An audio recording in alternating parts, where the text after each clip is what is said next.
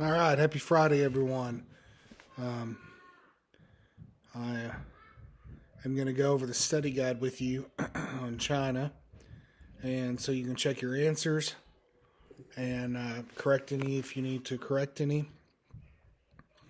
And we're still planning to have the test on Tuesday, but of course that can change depending on situation.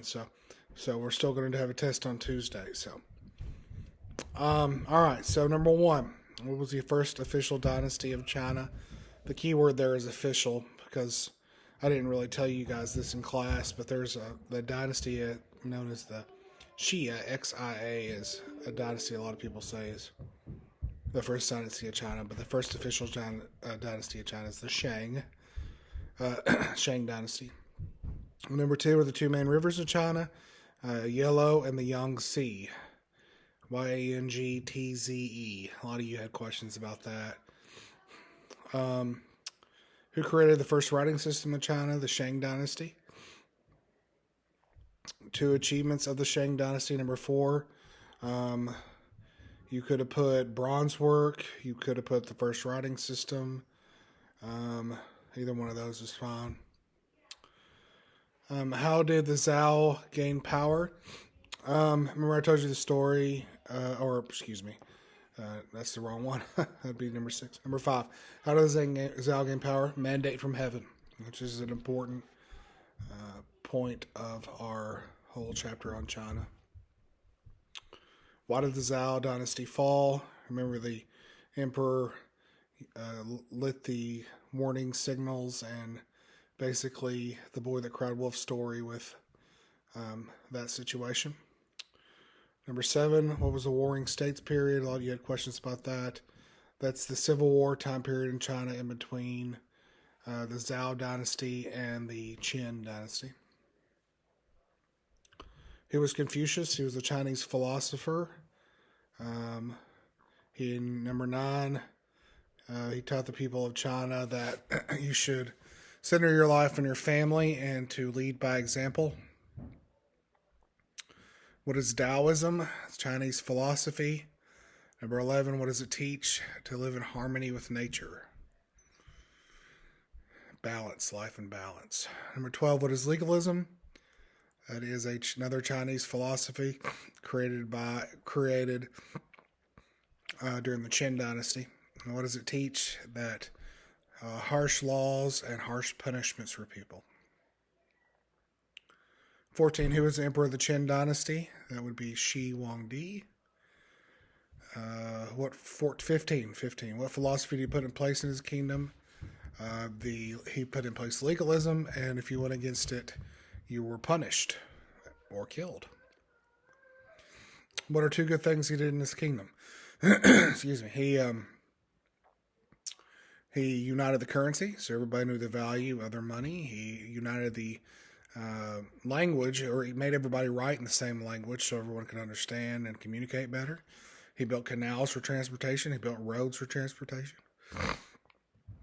17 is a poorly worded question because he didn't start building it, but he built a lot of the Great Wall of China. Why did he want 18? Why did he want a huge team of soldiers, clay soldiers, terracotta soldiers? To protect him in the afterlife. 19, who was the first emperor of the Han dynasty? Liu Bang, Liubang. And remember, he came to power through mandate from heaven. How was he different from Shi Huangdi? Well, he supported Confucianism, so he brought back Confucianism to China. He had very less strong, not very harsh punishments. He was better to the people. What philosophy there's 21, what philosophy did Wu Di make the official philosophy of China? And that would be Confucianism. How did you become an official in Wu Di's government? You had to take an exam on Confucianism and be wealthy. 23, 90% of China's people were peasants. 24, what is a sundial? It's the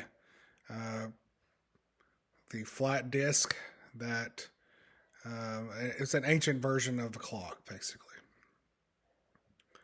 25, what is acupuncture? It's the process of putting little needles at pressure points in your body to relieve stress or pain.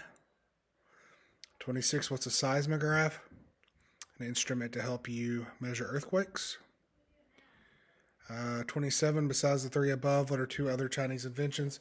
And remember, we looked at many of those on another PowerPoint, from fireworks to the cannon to the yo-yo to the rudder. We looked at tons of them. 29, I didn't really go over this in class.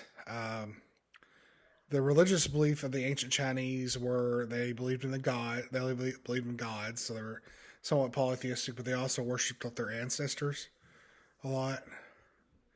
30, a lot of you had questions about this, and I talked about it. I didn't necessarily put it on our notes, but basically it's asking what is similar as far as what is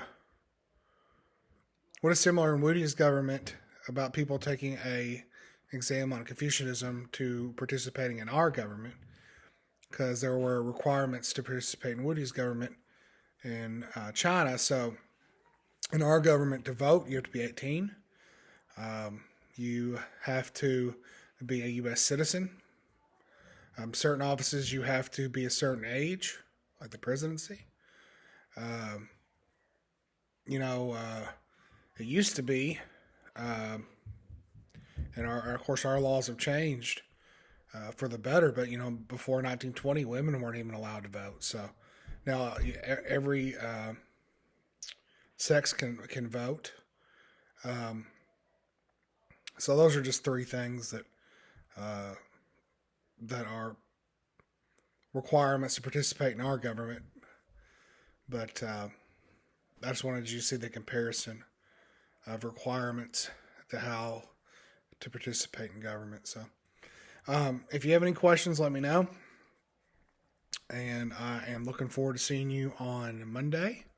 And stay safe, and I will see you soon.